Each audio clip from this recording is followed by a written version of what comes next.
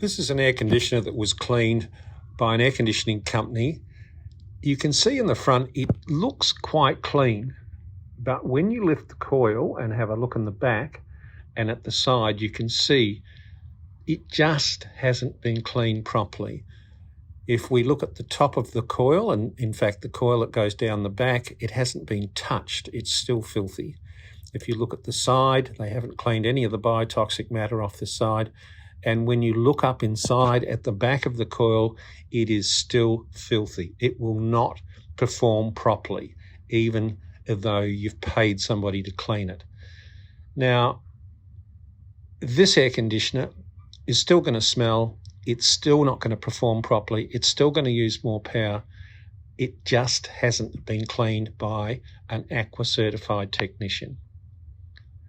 Now here's the same air conditioner that was cleaned by an ACWWA certified HydroKleen technician after they had been called in to rectify the initial clean. And you can see now it's all been done properly. There is no even though it's an old air conditioner, there is no biotoxic material left.